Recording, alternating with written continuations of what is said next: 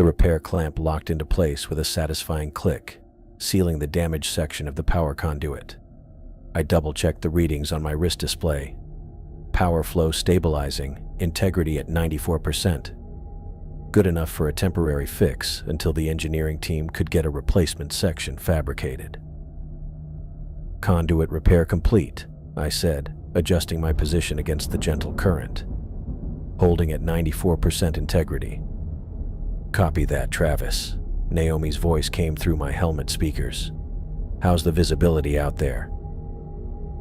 I swept my suit lights across the exterior of Node 7.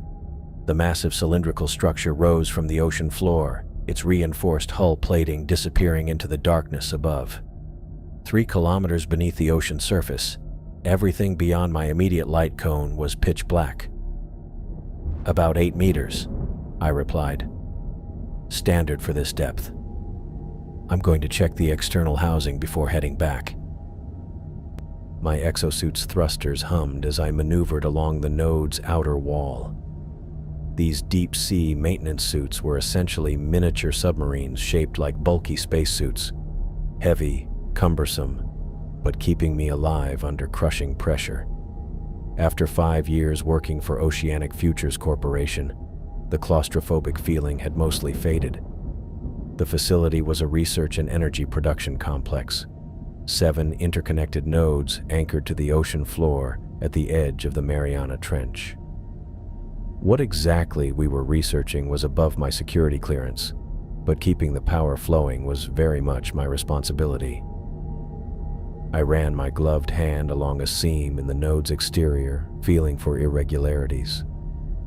The water around me was cold, near freezing, but my suit's thermal regulation kept me comfortable. The job was routine, just another day at the office, 3 kilometers underwater. That's when I felt it. A vibration, subtle at first, then growing stronger, not from the node, from somewhere out in the darkness. It traveled through the water, making my suit tremble slightly. I turned, sweeping my lights toward the source, but saw nothing except the endless black of the deep ocean. Then, movement. A massive shadow passed just beyond the reach of my lights. Something big, much bigger than any fish that should be at this depth. Control, I'm picking up unusual movement out here, I said, trying to track the shadow with my lights. Large object, moving fast. Can you get a read on it? No response. Naomi, do you copy? Static filled my ears. The comms were down. My heart rate ticked up, but I kept calm. Equipment failures happened all the time at this depth. Protocol was clear. Return to the airlock if communications failed during an exterior operation. I activated my thrusters, turning back toward Node 7. The vibrations intensified, making my entire suit shudder. Something was wrong. Very wrong. The water around me began to move, not the usual gentle current, but a stronger flow pulling me away from the node. Come on, I muttered, increasing thruster power. The suit lurched forward, fighting against the strengthening current. My lights caught the gleam of the airlock still 30 meters away. The current suddenly shifted, yanking me downward with unexpected force. My suit's alarm chimed as the thrusters strained at maximum output. I was being pulled toward the ocean floor, away from Node 7. I redirected my lights downward and felt my stomach drop. The seabed was splitting open. A massive fissure I'd never seen before, despite working this area for months.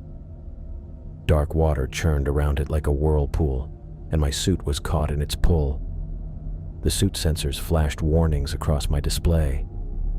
Abnormal energy readings emanated from the crevice below. Electromagnetic signatures unlike anything I'd seen before. Not natural. Not by a long shot. Mayday. Control. Do you read me? I shouted into my dead comms. Nothing but static answered. The thrusters whined in protest as they fought the powerful current. I was losing ground, being dragged meter by meter toward the fissure. My training kicked in. Conserve power, look for anchor points, maintain calm. Panic kills faster than equipment failure. As the current pulled me closer to the fissure, my lights illuminated something that made me freeze. Within the dark crack in the ocean floor, partially buried in sediment but unmistakable, geometric shapes, right angles, smooth surfaces, artificial structures. Man-made? No, that wasn't possible. Not here, not at this depth, not structures that looked ancient yet somehow preserved. The company would have documented something like this, unless they already knew. The current surged, nearly tearing my grip from the thruster controls. I was seconds from being pulled into the fissure. My lights caught a rocky outcropping just ahead, my only chance. I stretched out my arm, the exosuit's mechanical joints extending my reach. My gloved fingers scraped against rock, found purchase, and clamped down. The current pulled at my legs, trying to drag me deeper, but I held firm. The suit's joints creaked under the strain. Then, as suddenly as it had begun, the current weakened. The pull lessened. I clung to the rock, not trusting the reprieve. My comms crackled to life with a burst of voices. "Read me? Travis, do you copy? Your vitals are spiking." Naomi's voice was tight with stress. "I'm here," I gasped, still gripping the outcropping. "Lost communications for a while. There's something—" "What did you see?" Naomi cut me off, her tone unusually sharp. Not concerned about my safety, but demanding information. "There's a fissure down here," I said, slowly pulling myself back toward Node 7 using the rocky outcrops. "Some kind of structure inside it. The current nearly—" "Walker," Director Simpson's voice interrupted, cold and commanding. "Return to the airlock immediately. That's an order." "Sir, I'm looking at something important here. There are structures in this fissure that—" "Your suit is malfunctioning," Simpson said flatly. "Oxygen recycler showing errors. Return now." I checked my display. Oxygen levels were normal. My readings show. A notification flashed across my helmet display. External recording data transfer initiated. Then, data transfer complete. External recordings purged. What the hell? I watched as all video and sensor logs from the past 30 minutes disappeared from my suit's memory. "Did you just wipe my suit records?" "Return to the airlock, Walker," Simpson repeated, ignoring my question. "We'll debrief you inside." The comm line clicked off. I hung there in the darkness, looking back at the fissure. The current had completely subsided now, and the water was calm again as if nothing had happened. But something had happened. I'd seen it, and now my evidence was gone. 3 kilometers beneath the ocean's surface, surrounded by crushing darkness, I realized the company was hiding something. Something they didn't want even their own maintenance technicians to see.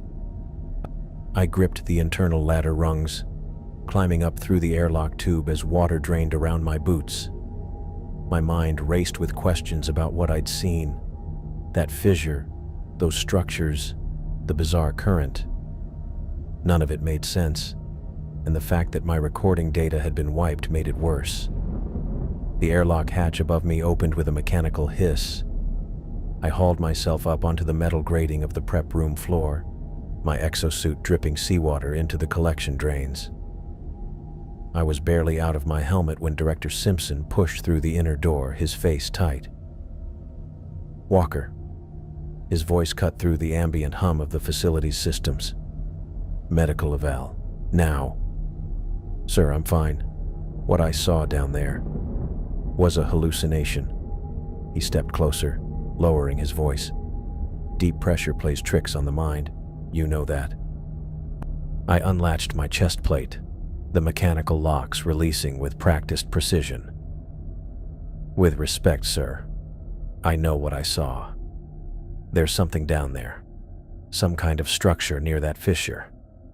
and my suit readings picked up energy signatures. Simpson's jaw tightened. Your suit malfunctioned. That's why we purged the data. Corrupted files can damage our systems. It was such an obvious lie that I almost laughed. 5 years with OFC, and this was the first time I'd ever heard that excuse. I need to file a complete incident report, I said, working on the leg seals of my suit. Protocol states, I'll handle the report. Simpson checked his tablet. You're off external duties for the next week. Danielle will reassign you to internal maintenance. He turned to leave, then stopped. And Walker, let's keep the hallucination talk to a minimum. Don't need people getting spooked over nothing. The door slid shut behind him before I could respond. I stood there, half out of my exosuit, water pooling around my feet. Technicians moved around me, avoiding eye contact. The prep room felt different, tense. 2 senior operators who normally joked with me suddenly found their equipment fascinating. Even Naomi, who'd been on comms with me minutes ago, was nowhere to be seen. I finished stripping out of the exosuit, handing components to the waiting techs who began the standard post-dive maintenance. None of them asked what happened out there. Not one question about why I'd been out of contact or why the director himself had shown up to meet me. That wasn't normal.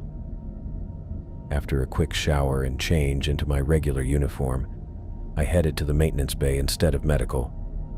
I needed to find Donnie. If anyone would talk straight with me, it would be him. The maintenance bay sprawled across the lower level of Node 7, a cavernous space filled with spare parts, tools, and the massive exosuit storage racks.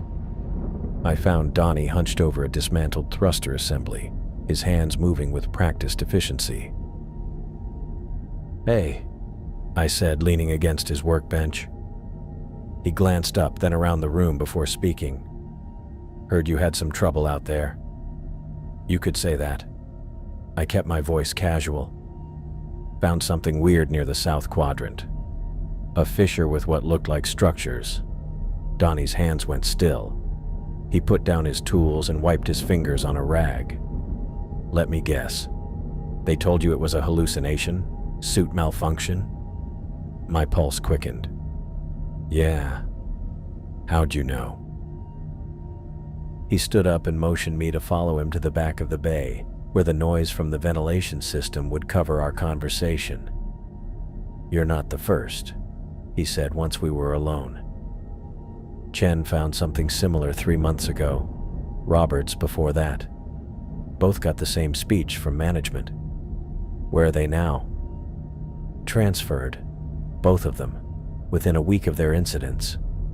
Donnie picked up a random part and pretended to examine it. "Look, whatever you saw out there, the company doesn't want it known. Period. But what is it? Some kind of underwater installation?" He shrugged. "No idea. But I can tell you this. Every suit that comes back after one of these incidents gets completely wiped, and sometimes key components get replaced. Not repaired. Replaced." I processed this. "They're hiding evidence." "I didn't say that." Donnie's eyes darted toward the bay entrance. "Just saying it's odd. And if you're smart, you'll take whatever assignment they give you and forget what you saw. Otherwise, you might find yourself on the next transport topside with a reassignment notice. And trust me, the places they send people who ask questions, not the cushy deep-sea facilities." I nodded slowly, understanding the warning. "Thanks for the heads up. I didn't tell you anything." Donnie turned back to his work, conversation clearly over. I left the maintenance bay with more questions than answers. The hallways of Node 7 felt different now, less like a workplace and more like a maze of secrets. I needed facts, not rumors and warnings. The mapping room was usually empty during shift changes. I timed my arrival perfectly, slipping inside while the day crew had left and night shift hadn't arrived yet. The digital charts of our operational area glowed from the main console. I entered my credentials and pulled up the area where I'd encountered the fissure. According to my mental calculations, it was roughly 500 meters southwest of Node 7. But as the high-resolution seafloor map rendered on screen, there was nothing there. Just a smooth, featureless section of ocean floor. I zoomed in further, checking and rechecking the coordinates. Nothing. Not even a minor depression or geological feature. The area where I'd nearly been pulled into a massive underwater crack simply didn't exist on any official chart. I tried different mapping layers, geological surveys from before the facility was built, current topography, even the construction plans for Node 7 itself. All showed the same thing. A perfectly normal section of seabed where I knew for certain something very abnormal existed. "This is impossible," I muttered, checking the system's last update timestamp. It had been refreshed just 30 minutes ago, right after my return. Footsteps in the corridor had me quickly closing the files and logging out. I left through the secondary door just as 2 technicians entered, making my exit look routine. The next few hours I spent going through the motions of my new assignment, checking internal pressure seals and recalibrating monitoring equipment. Busy work, designed to keep me inside and occupied. I was inspecting junction panels in a rarely used corridor when I heard voices from around the corner. I recognized them immediately. Naomi and Christopher Schultz, the chief engineer. The containment protocols were designed for stable conditions, Christopher was saying, his voice tight with stress. We're well beyond that now.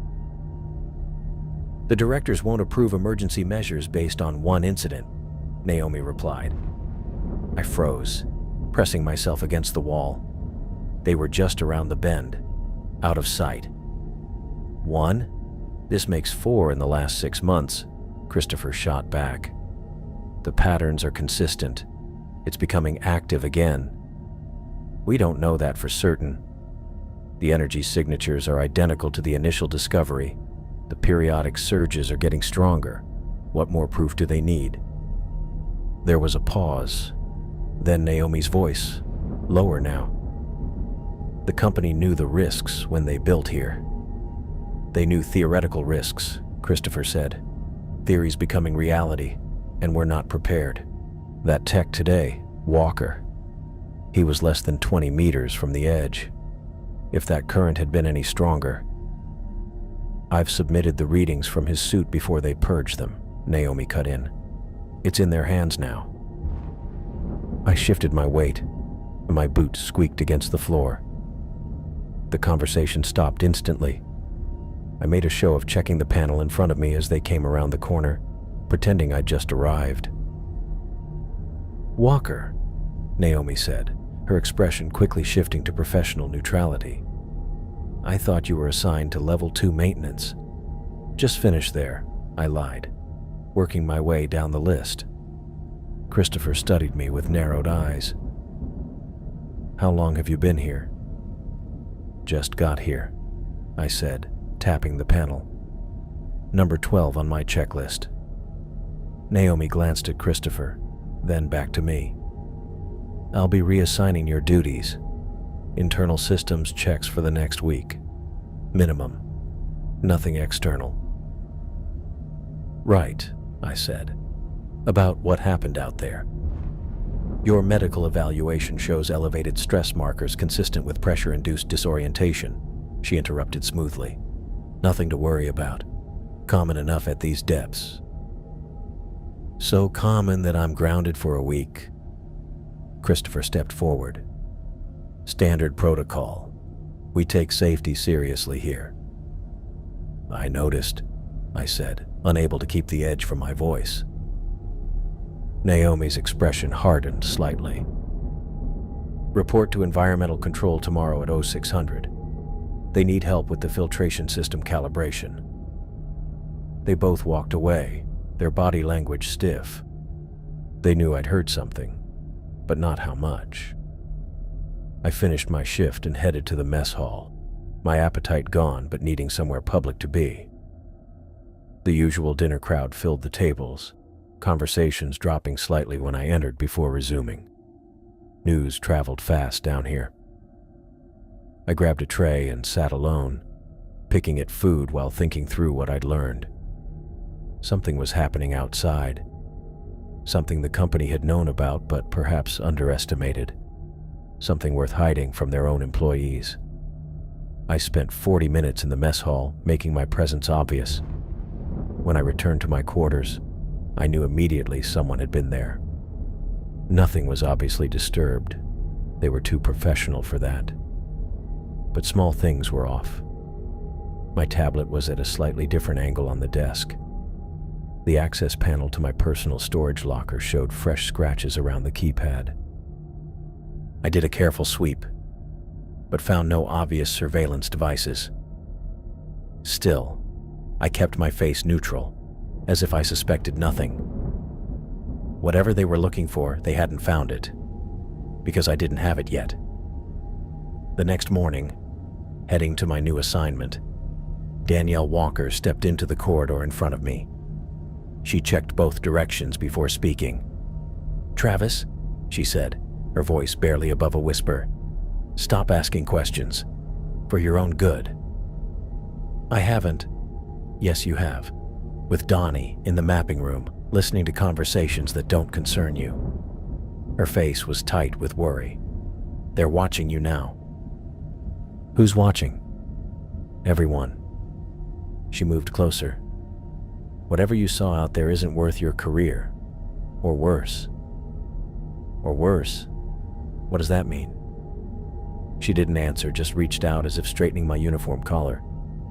Her hand brushed against my chest pocket, and I felt something small and solid slip inside. "Do your job. Keep your head down." She stepped back. "That's all the help I can give you." She walked away, leaving me standing alone in the corridor. I waited until I turned the corner before feeling what she'd passed me. A small data chip, no bigger than my thumbnail. I waited until I was alone in my quarters before taking out the small data chip. It sat in my palm, unremarkable in appearance. Standard OFC issue, the kind we used for daily operations reports. I turned it over, noticing no markings or labels. Whatever Danielle had slipped me, she didn't want it traced back to her. My tablet wouldn't read it directly. Company policy required all data transfers to go through the central system where they could be monitored.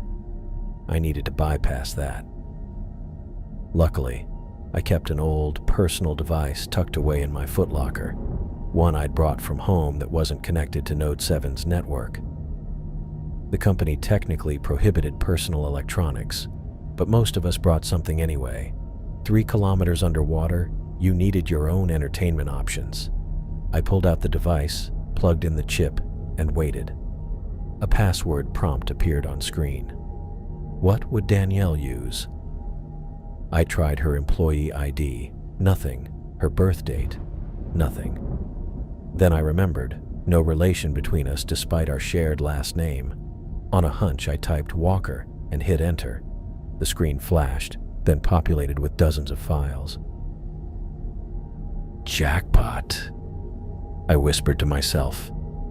The first files were technical reports, energy readings taken around the Node 7 location dating back 18 months. That caught my attention immediately. Node 7 had only been operational for 8 months.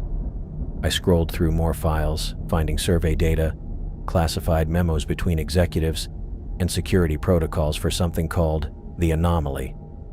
A document titled Initial Discovery pulled my focus. I opened it, finding a report from the preliminary survey team that had mapped this section of the ocean floor. They'd detected unusual energy signatures emanating from what appeared to be a natural fissure, the same fissure I'd seen. The report was dated 14 months before construction on Node 7 began. I read through more files, my unease growing with each one. The mining operation, our supposed purpose here, was mentioned only in public-facing documents. Internal communications discussed containment, study parameters, and energy harvesting potential. One memo from the CEO to the board stated, "If early readings are accurate, what we've found could revolutionize energy production globally. Discretion is paramount until we understand what we're dealing with." The truth hit me like a physical blow. Node 7 wasn't a mining facility at all. It was built specifically to study whatever was in that fissure. I closed the files and removed the chip. Sleep wasn't coming tonight. I needed to find Danielle. The night shift was quieter, with minimal personnel maintaining essential systems. I checked the duty roster and found Danielle assigned to the Environmental Control Center. When I arrived, she was alone, monitoring atmospheric readouts. She didn't seem surprised to see me. "That was fast." "You knew I'd come," I said, keeping my voice low despite the empty room. "Did you review everything?" "Enough to know we're not here to mine anything." I moved closer, speaking barely above a whisper. "The fissure, the energy readings, they found it first, then built Node 7 around it." Danielle checked the door before responding. "My brother was on the original survey team." "Your brother?" This was unexpected. "Mark Walker. He specialized in deep-sea geological formations." She tapped a few keys, bringing up system diagnostics, a cover in case anyone walked in. "He was excited about his assignment here, said it would change his career, then communication stopped." "What happened to him?" "Officially, equipment failure during a dive." Her voice remained steady, but her fingers pressed harder against the keys. "No body recovered. Oceanic Futures paid out his life insurance, gave my parents a plaque honoring his service. You don't believe it? His last message to me mentioned unusual readings, something the company wasn't telling the survey team about. 3 weeks later, he was gone." She looked at me directly. "I requested a transfer here as soon as Node 7 opened. Took me 6 months to get approved. I processed this information. So you've been investigating all this time, gathering information, watching patterns." She minimized the diagnostic screen. "Come with me. There's something you need to see." We walked casually through the corridors, nodding at the few crew members we passed. Danielle led me to a small monitoring station connected to the sensor array, used primarily for collecting oceanic data. She sat at the terminal and entered a series of commands. I discovered a back door into the restricted sensor logs. They keep a separate system tracking the energy pulses from the fissure. The screen filled with a timeline of events, each marked with dates and energy readings. "These pulses have been occurring since initial discovery," she explained, scrolling through the data. "But look at the pattern." I studied the screen. The pulses were growing stronger and more frequent. The most recent one had occurred yesterday, exactly when I'd felt that strange current near the fissure. "That's when the conduit was damaged," I said. "The one I was repairing." "Yes. Each pulse affects our systems more than the last. The company knows it's dangerous, but they're more interested in the potential." "Potential for what?" "Energy. The readings suggest whatever's down there generates power unlike anything we've seen before." She pulled up a comparison chart. "That last pulse produced enough energy to power a small city for a day, and it lasted only 42 seconds. I whistled low. "No wonder they're interested." "Interested enough to risk lives." Her voice hardened. "They knew the risks before they built here. The survey team reported instability. My brother warned them." We spent the next hour reviewing data, piecing together what the company knew and when they knew it. The picture that emerged wasn't flattering. Oceanic Futures had deliberately placed Node 7 near a potentially dangerous energy source, hiding the true purpose from most employees. "We should get back," Danielle finally said, closing the files and clearing the access logs. "Staying too long will raise questions." I nodded, but as we prepared to leave, another thought struck me. Wait, if the company is hiding all this, who tampered with my suit's recording data? Simpson himself? Not likely. He gives the orders, but someone else carries them out. She considered for a moment. There's a small security team with higher clearance. They report directly to corporate, not to Simpson. We parted ways at the junction to the residential section, agreeing to meet again tomorrow. I headed back to my quarters, mind racing with everything I'd learned. The next morning, I reported for my assigned internal maintenance duty. The work was mind-numbingly simple compared to external repairs, but it gave me time to think. Around midday, I spotted Donnie in the corridor outside the cafeteria. He turned and walked the other way when he saw me. I caught up to him near the equipment bay. "Donnie, hey, wait up." He stopped but didn't meet my eyes. "Got a lot to do, Travis." "What's going on? You've been avoiding me." "Just busy." He fiddled with his tablet. "Got 3 suits needing calibration before tomorrow's shifts." I studied him. His usual meticulous demeanor seemed frayed, with dark circles under his eyes and a slight tremor in his hands.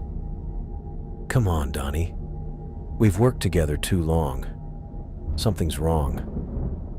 He glanced around, then jerked his head toward the equipment room door. Once inside, he closed it behind us. "I found something yesterday," he said, voice low. "After you turned in your suit." "What was it?" "Someone messed with your breathing apparatus." He pulled out a small component from his pocket. "This regulator valve was modified, set to gradually decrease oxygen flow over a 4-hour period." My stomach dropped. "That would have made you pass out. Maybe worse." He put the component back in his pocket. "Wouldn't have looked like sabotage either. Just equipment failure." "Like what supposedly happened to Danielle's brother," I murmured. "What?" "Nothing." I shook my head. "Any idea who did it?" "No.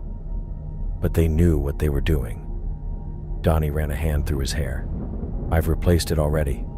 Didn't file a report." "Why not?" "Because I checked the maintenance logs. Your suit was inspected right before your dive.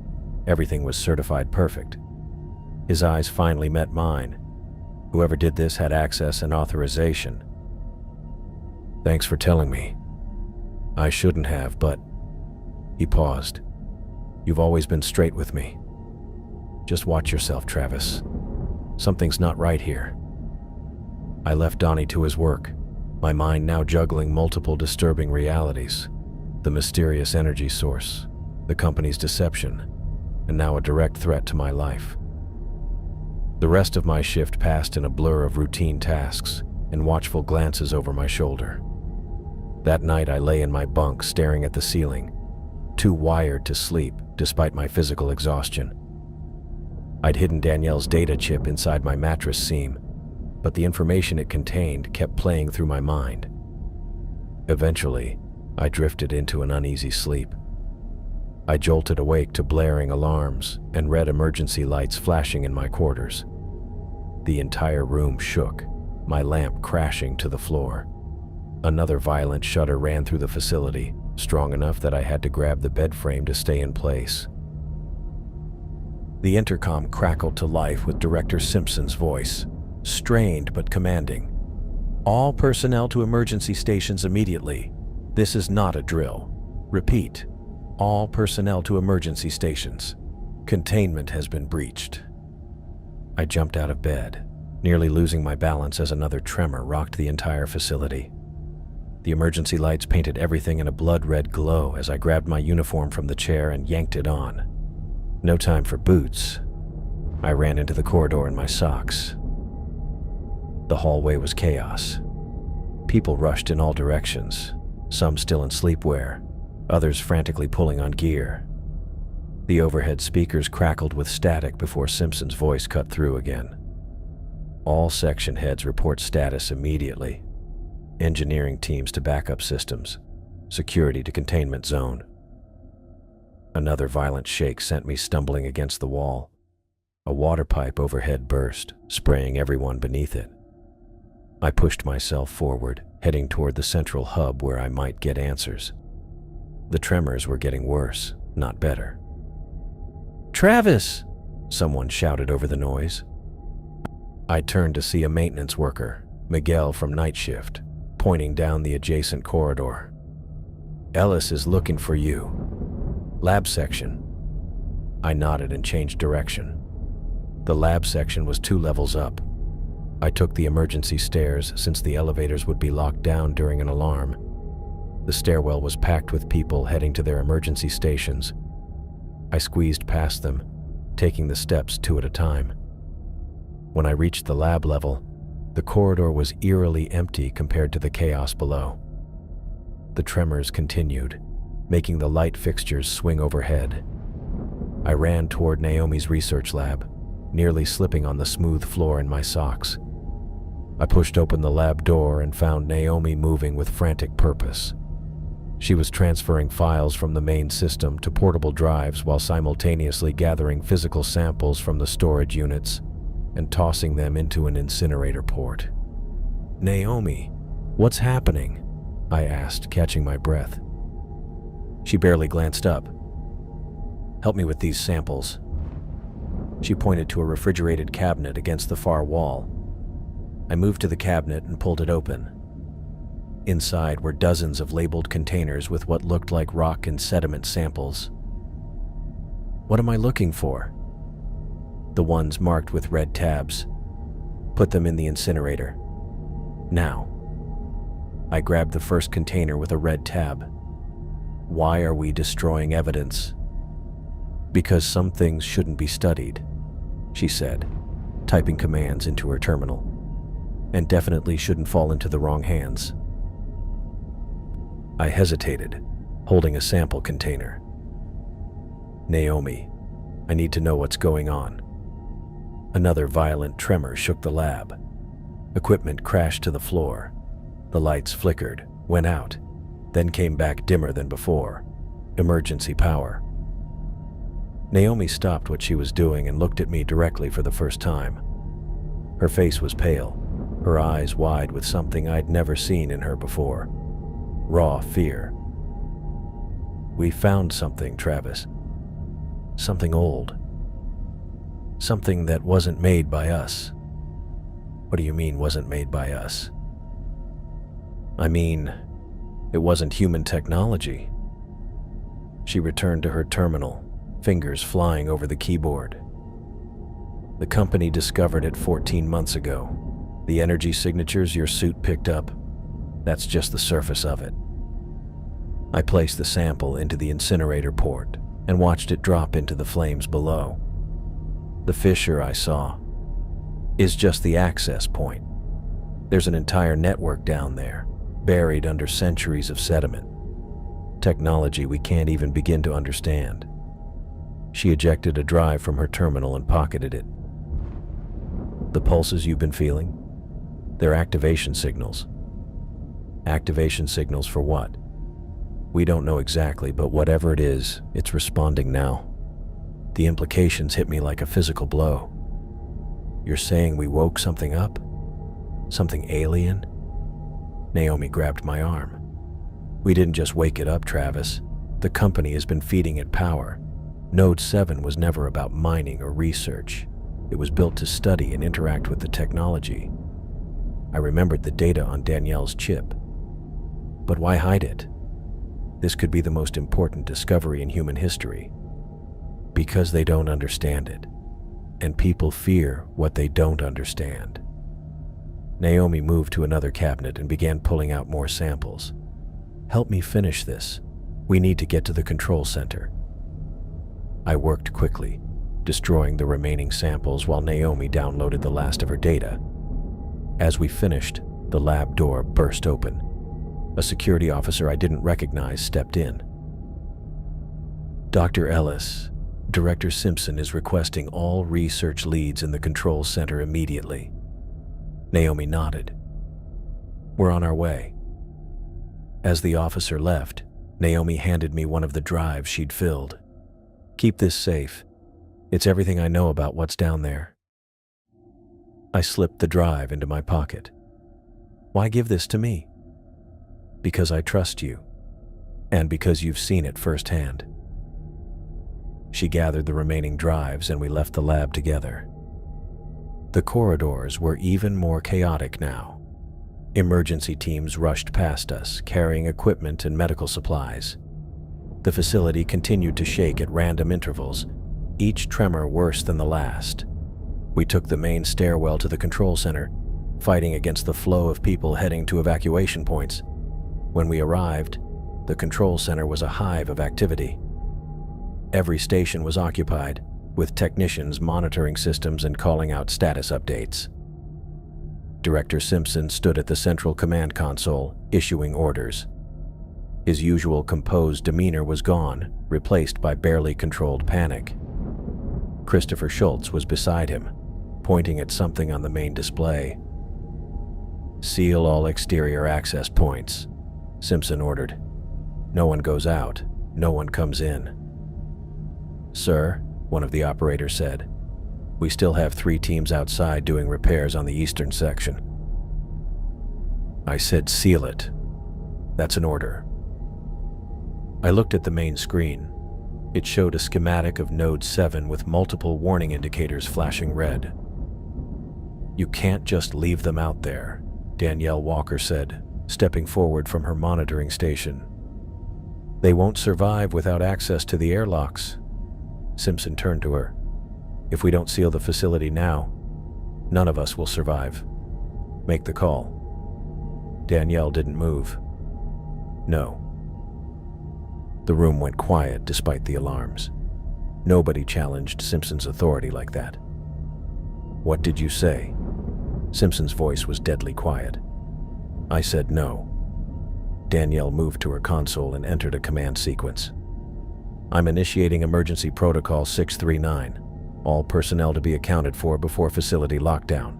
Simpson's face turned red. "Override that command." "Can't," Christopher said, checking his screen. "She's used her emergency authority codes.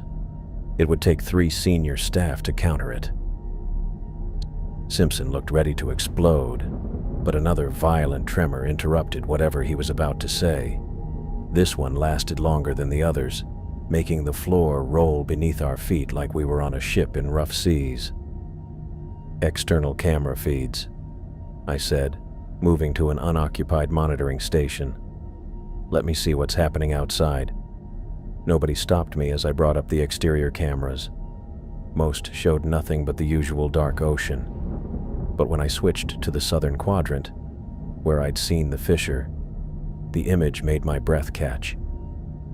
The fissure had widened dramatically, and from within it poured a strange blue-green light that pulsed in a rhythm that seemed almost deliberate. As we watched, something began to rise from the crevice. Angular structures that looked like no building or machine I'd ever seen. They moved as they emerged, parts shifting and reconfiguring, as if the structures were assembling themselves. "What are we looking at?" I asked, no one in particular. "The beginning," Naomi said quietly beside me. Christopher rushed over to check the power systems. "We're losing the main grid. Something's draining it faster than we can generate." As if on cue, the lights flickered again and several monitors went dark before the emergency generators kicked in. The backup power brought systems back online, but I noticed something strange on the power distribution display. "The generators," I said, pointing at the screen. "Look at the energy flow." Christopher leaned in, his expression changing from confusion to shock. "That can't be right." But it was. The display clearly showed that instead of powering the facility's critical systems, the majority of the emergency power was being directed outward, toward the fissure. "It's not a mistake," Naomi said, her voice hollow. "It's by design." The truth hit me like a punch to the gut. Node 7 wasn't built to study that technology. "No," Naomi confirmed. "It was built to power it." The control room fell silent as we all stared at the external feed. The structures continued to rise and reconfigure, growing larger and more complex with each passing second, feeding on our power. Whatever oceanic futures had awakened down there, it was fully awake now. The words hung in the air like a death sentence. Node 7 wasn't studying the technology. It was feeding it. Around me, the control room staff froze at their stations, eyes locked on monitors displaying the growing structures. Simpson broke the silence first. "Ellis, I want those power relays redirected back to critical systems," he ordered, his voice tight. "Schultz, initiate containment protocol Alpha 6. Neither moved. The blue-green glow from the external feed cast eerie shadows across their faces. "That's an order!" Simpson shouted, slamming his palm on the console. A violent tremor rocked the facility, stronger than before. Warning lights flashed across every display. The overhead lights dimmed, then surged back to life. "Level 3. Breach detected," announced the automated system. "Sections 12 through 17 compromised. Hull integrity failing." Danielle grabbed the facility-wide communication system. "All personnel evacuate to upper levels immediately. This is not a drill. Repeat. All personnel evacuate to upper levels. Section leaders account for your teams." Simpson lunged for the console, but Danielle blocked him with her body. "Director, we have over 200 people on this station. I'm implementing emergency evacuation protocols." "You don't have the authority," he started. "Actually, she does," I interrupted, pointing to the emergency protocols displayed on my screen. "Safety officer supersedes facility director during Category 1 emergencies. This qualifies." Another tremor hit, this one lasting longer. The floor vibrated beneath my feet as metal groaned around us. "Hull breach confirmed in Section 15, the automated voice announced. "Flooding in progress." "That's the lower residential quarters," Danielle said, her face paling. "There are off-duty personnel down there." I turned to her. "I'll help coordinate the evacuation. You maintain control here." She nodded sharply. "Take emergency team 2. They're assembling at Junction B." I ran from the control room, the corridor outside chaotic with personnel rushing to emergency stations. The overhead speakers continued broadcasting Danielle's evacuation orders as I pushed against the flow of traffic toward Junction B. I found a group of 6 crew members in emergency response gear waiting for instructions. "Walker," the team leader acknowledged. "We're headed to Section 15. Reports of 20+ personnel trapped by flooding." We moved quickly, descending through the emergency stairwell. 2 levels down, we encountered our first obstacle, a sealed bulkhead with water seeping through the seams.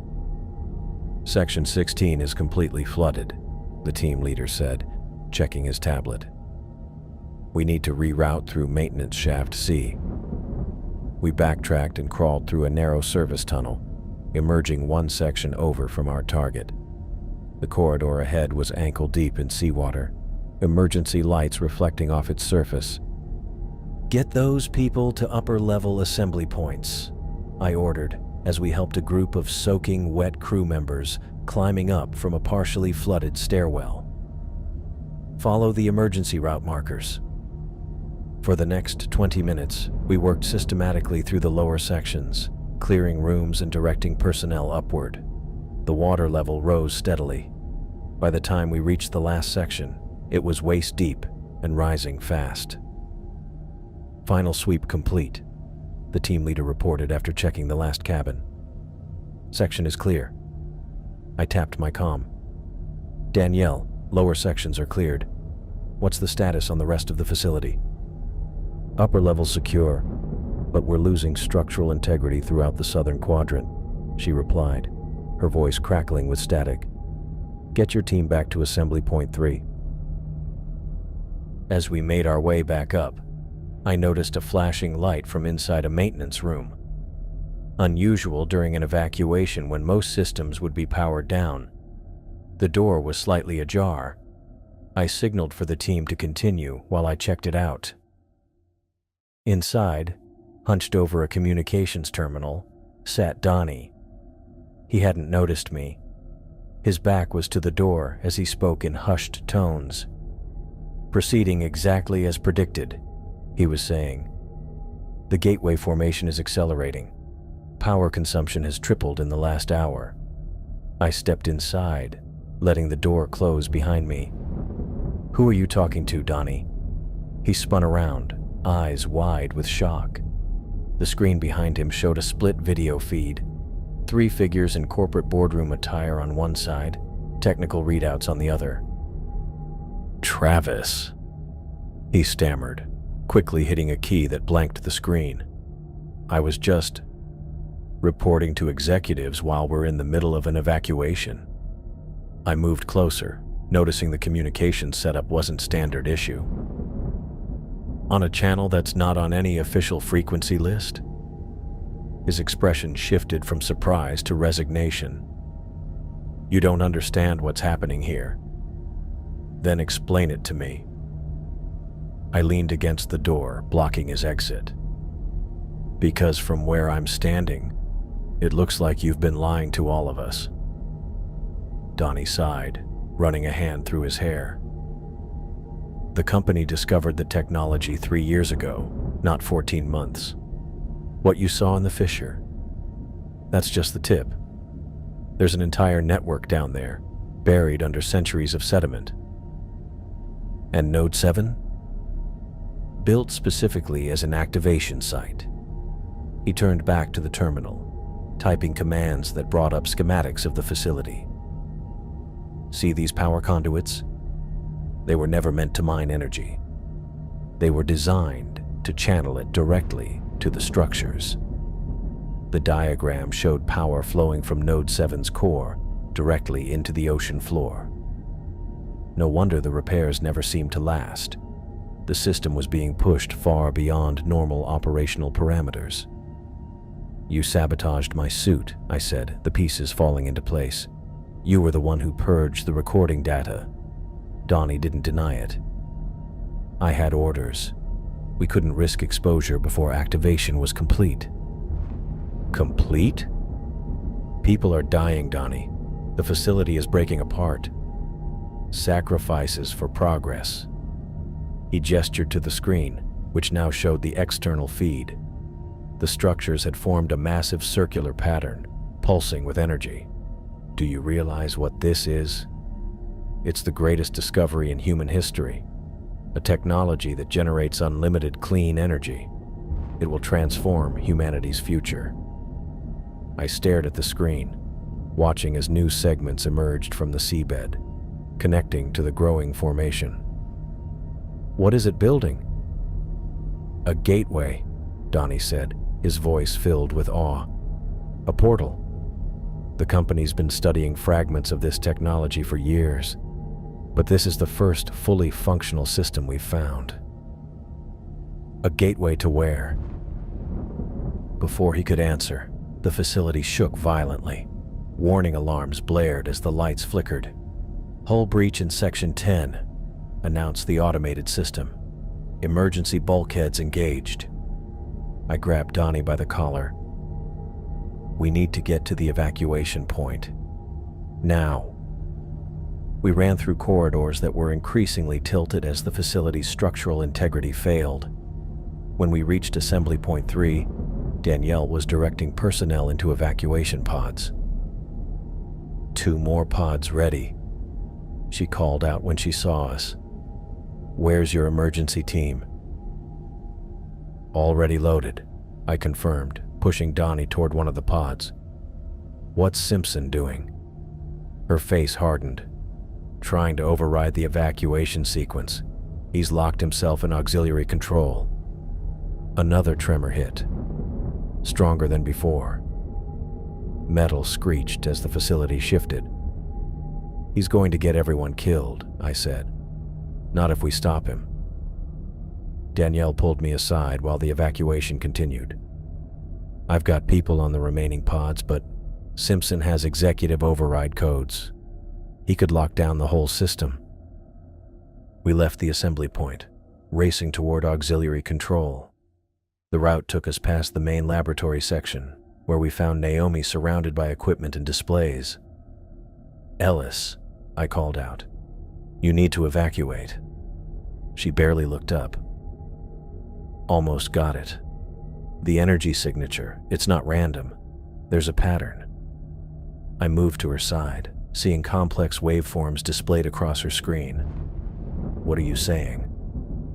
"It's creating a connection point," she explained, fingers flying across the keyboard. "The structures aren't just drawing power, they're channeling it, focusing it to establish a link between locations." "Between what locations?" Danielle asked. Naomi shook her head. "I don't know yet. The mathematics suggest vast distances, possibly. The power cut out completely for several seconds before emergency systems engaged. When the displays reactivated, they showed Simpson in auxiliary control, manually overriding safety protocols. "All personnel return to stations," his voice came over the comm system. "Evacuation terminated by executive order." Danielle grabbed her security tablet. "He's locking down the remaining pods." We ran the rest of the way to auxiliary control, finding the door sealed. Danielle accessed the security panel beside it. "I can bypass his lockout," she said, connecting her tablet to the system. "But it'll take time." "Time we don't have," I replied, eyeing the structural integrity warnings flashing on nearby monitors. While Danielle worked on the door, I accessed a maintenance panel, rerouting emergency power away from auxiliary control. The lights inside Simpson's room dimmed on the security feed. "What are you doing?" he demanded over the comm. "Stopping you from killing everyone left on this station," I replied. "The project is over, Director." "You don't understand." Simpson's voice was desperate now. "Corporate gave explicit orders. The activation must continue regardless of casualties. The technology is too valuable." "Got it," Danielle announced as the door slid open. Inside, Simpson lunged for the console, but I tackled him before he could reach it. We struggled briefly before Danielle disabled his access with her security override. "All evacuation pods unlocked," she confirmed, tapping commands into the system. "Remaining personnel are loading now." Simpson slumped in defeat. "You're making a terrible mistake. This discovery will change everything." "Maybe so," I said, pulling him to his feet. "But not at the cost of everyone here." We secured Simpson and returned to the main evacuation point, where the final pods were preparing for launch. Naomi met us there, clutching a portable drive. "I've got the data," she said breathlessly. "The energy signatures, the structural patterns, everything we know about the technology." As the last personnel boarded the evacuation pods, I felt it again, that vibration from earlier, but magnified tenfold. The entire facility groaned under immense pressure. Metal twisted, and bulkheads strained against forces they were never designed to withstand. "Final evacuation sequence initiated," announced the automated system. "Remaining personnel board immediately." I moved to a viewport, drawn by a strange illumination from outside. The blue-green glow had intensified, casting eerie light through the murky water. What I saw made my blood run cold. Dozens of massive shapes moved in the darkness around Node 7, drawn to the pulsing energy of the portal. They were unlike anything I'd seen before. Angular, impossible geometries that seemed to bend the light around them.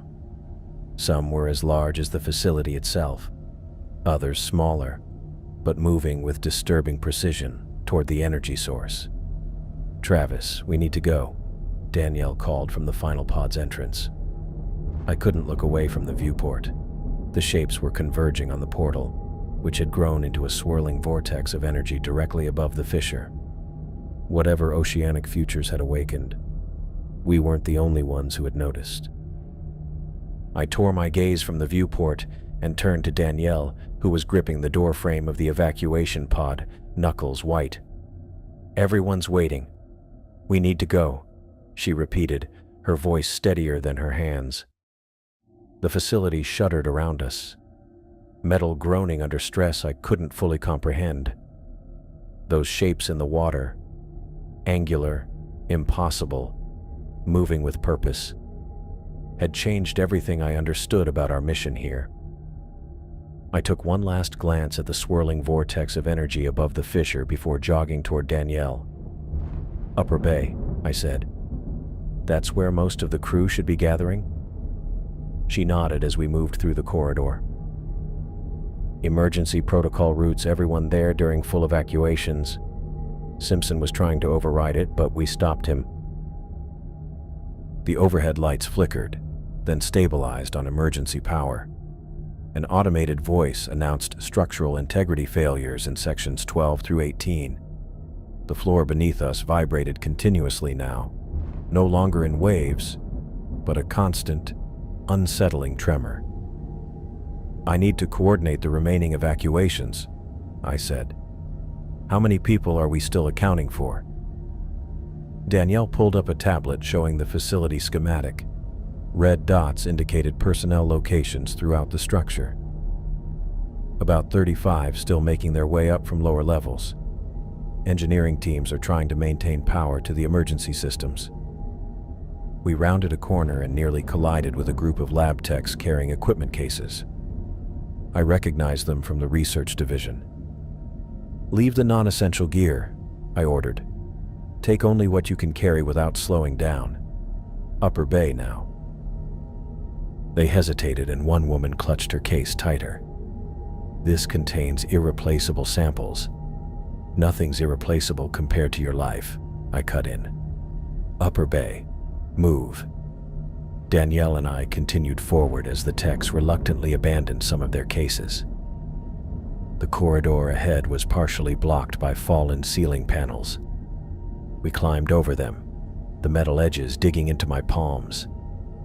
The facility's internal communication system crackled to life. "All remaining personnel proceed to upper evacuation bay immediately. This is not a drill. Repeat, this is not a drill." "That's Christopher," Danielle said. "At least he made it to the command center." We passed a section where water sprayed from a cracked wall seam, the pressure creating a fine mist that dampened our clothes as we hurried through. My mind kept returning to those shapes outside, geometric but somehow organic, converging on the energy source with deliberate movement. When we reached the central junction that connected to the upper levels, we found a bottleneck of personnel trying to access the main stairwell. Panic was spreading as people pushed forward. "Everyone stay calm," I shouted above the noise. "We have time if we move in order. Security team, organize groups of 6 to ascend." 2 security officers nodded and began directing people into smaller groups. The evacuation proceeded more smoothly, though the continuous tremors made people glance nervously at the ceiling. Danielle's tablet beeped with an alert. "Travis, Simpson's accessed the pod bay systems from auxiliary control. He's trying to lock down the evacuation pods." "What? Why would he?" I stopped mid-sentence. "Where's auxiliary control?" "Level 2, Section 4, near the executive quarters." "I'll handle Simpson. You keep coordinating the evacuation." I turned to go, but Danielle grabbed my arm. "Not alone. He's desperate now. Take Morgan with you."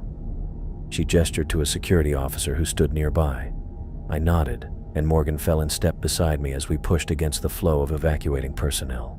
We took a maintenance shaft to bypass the crowded stairwell, climbing up narrow metal rungs to level 2. The executive section was eerily quiet compared to the chaos below. Most leadership had already evacuated or joined the coordination efforts. The door to auxiliary control was locked, but Morgan overrode it with her security clearance.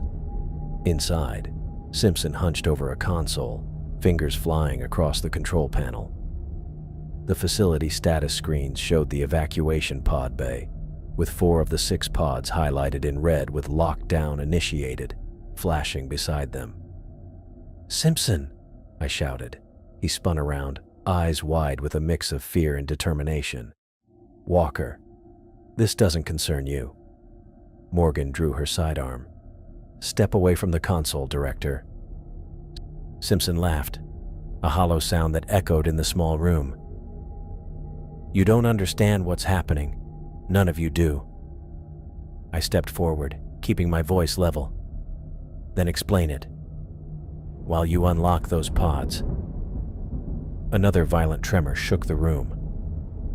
A ceiling panel crashed down between us, sending Simpson stumbling backward against the console. "Those pods stay locked until the company recovery team arrives," Simpson said, steadying himself. "They need to secure what we found." "People will die," I said. Simpson's face hardened. "Acceptable losses compared to what we've discovered." I lunged forward, grabbing his collar and pushing him against the wall. "Nothing is worth sacrificing the crew."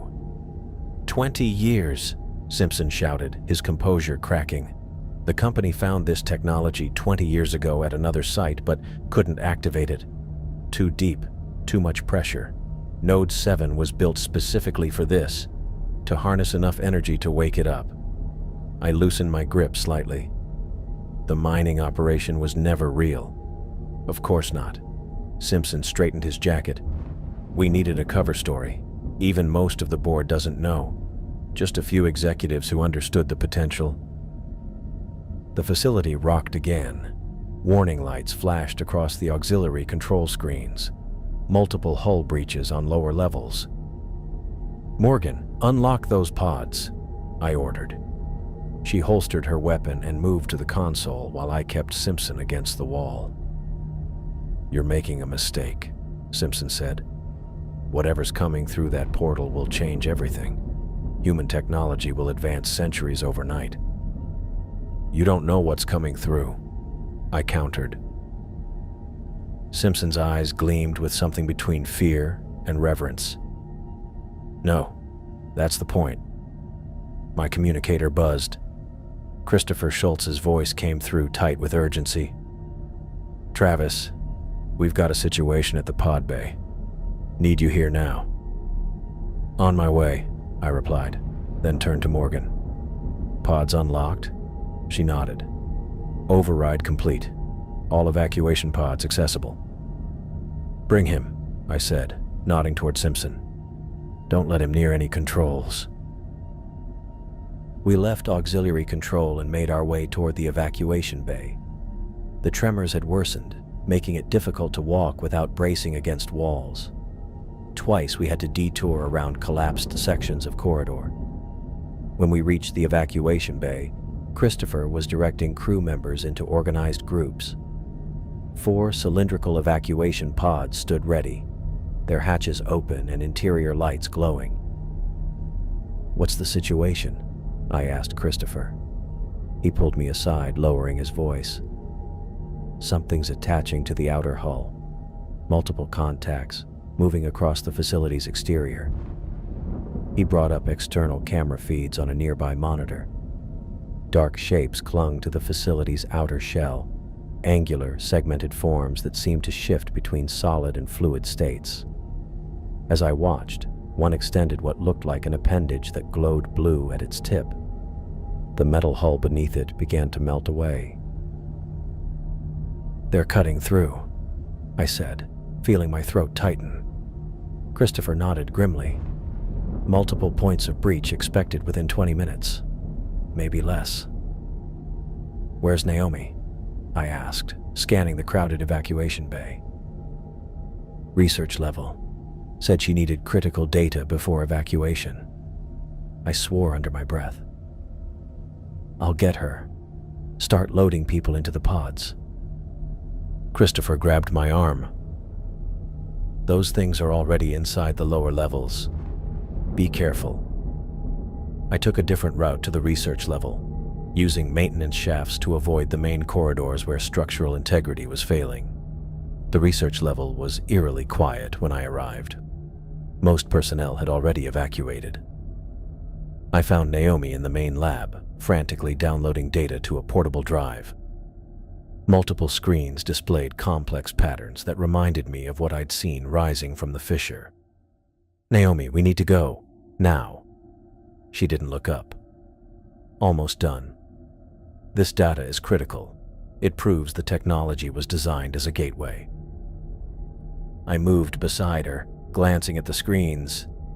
A gateway to what? Between worlds. She disconnected the drive and tucked it into her pocket. The energy signatures, the structural patterns. It's all intentional. This wasn't some random discovery. It was placed here. A crash echoed from somewhere down the corridor, followed by a strange scraping sound. "They're inside," Naomi whispered. We moved to the lab door, peering out cautiously.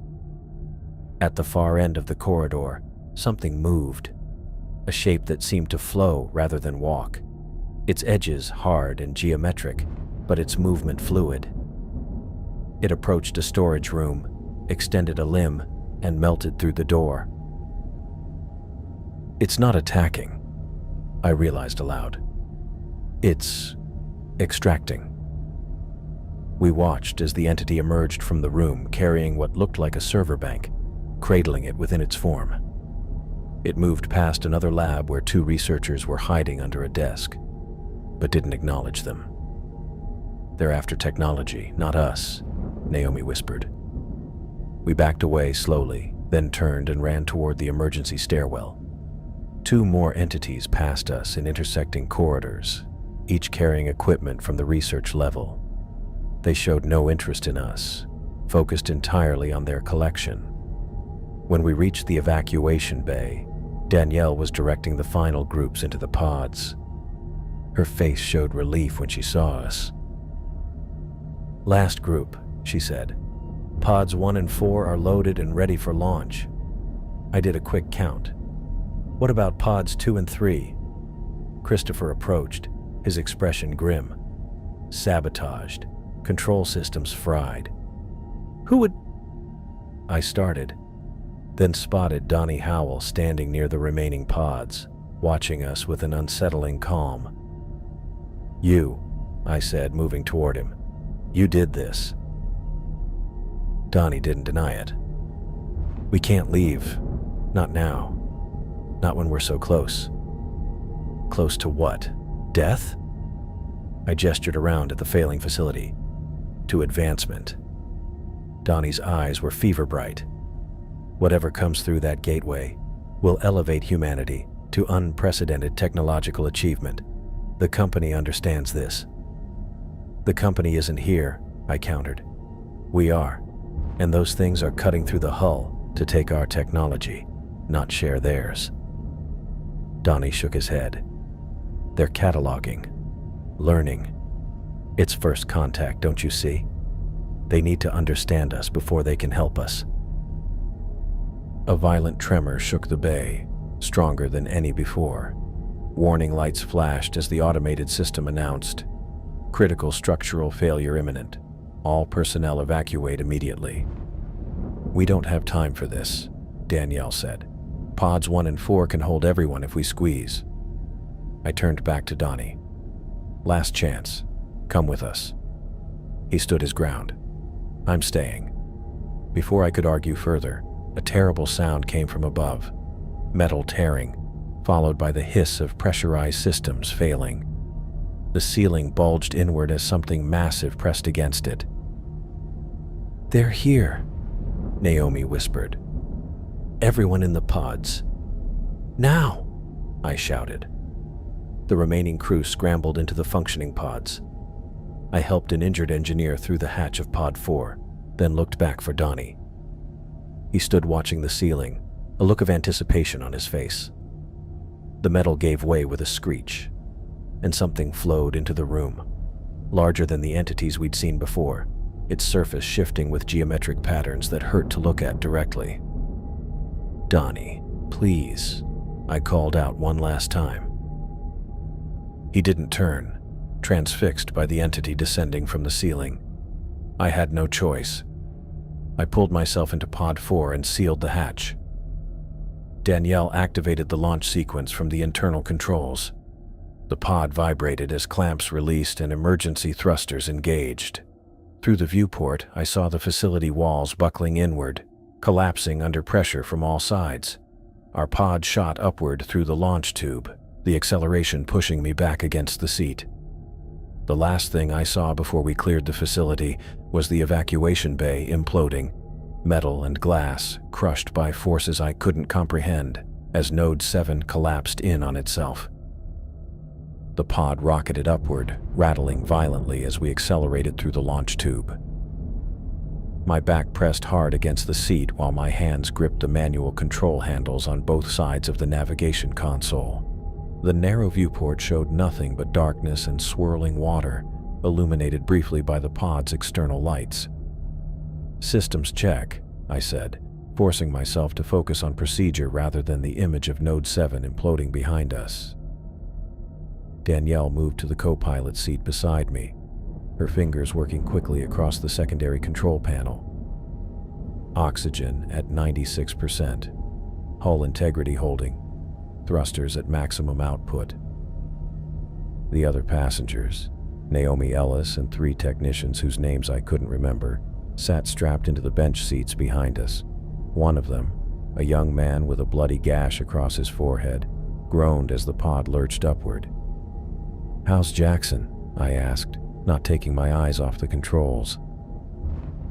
"Conscious, but disoriented," Naomi answered. "Possible concussion from falling debris. I've applied pressure to stop the bleeding." The pod's internal lights flickered as we continued our ascent. The depth gauge on the console showed we had risen almost 500 meters from the ocean floor, but still had over 2,000 to go before reaching the surface. "Travis," Danielle said, her voice dropping. "Look." I glanced at the rear camera feed displayed on the small monitor to her right. The seafloor below us was transformed, no longer the flat, sediment-covered expanse I'd worked above for years. Where Node 7 had stood, a massive depression had formed, with twisted metal debris scattered across the seabed. But what caught my attention was the swirling vortex of energy hovering above the site of the facility. "It's fully formed," Naomi whispered from behind us. She had unbuckled to check on the injured tech, but now stood frozen, staring at the monitor. The portal, there was no other word for it, pulsed with blue-green light, creating currents that twisted the water around it. As I watched, pieces of the collapsed facility were drawn toward it, disappearing into its center. I turned back to the navigation controls. "Increasing thrust. We need to put more distance between us and that thing." The pod's engines whined in protest as I pushed them beyond their recommended output. We continued to rise, but something felt wrong. The depth gauge wasn't advancing as quickly as it should. "We're slowing down," Danielle said, confirming my suspicion. "Ascent rate dropping." I checked the thrust levels. "Engines are at maximum. Something's pulling us back." A chill ran through me as I realized what was happening. The portal was generating enough force to affect our trajectory, creating a current that worked against our engines. I adjusted our heading, trying to angle us away from the direct pull. "It's not working," I muttered. "We're still being drawn toward it." One of the techs behind us, a woman with short gray hair whose name tag read Chen, pointed at another monitor.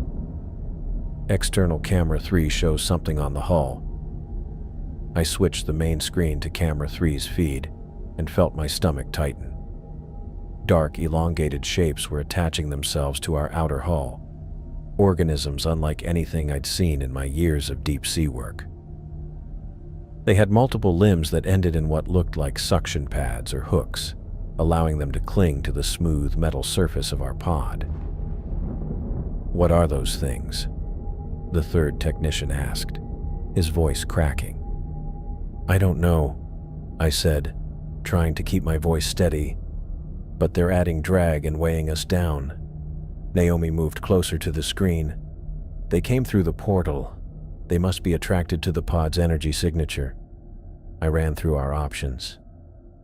Standard protocol for biological contamination was to surface and wait for a decontamination team, but we were barely making progress upward as it was.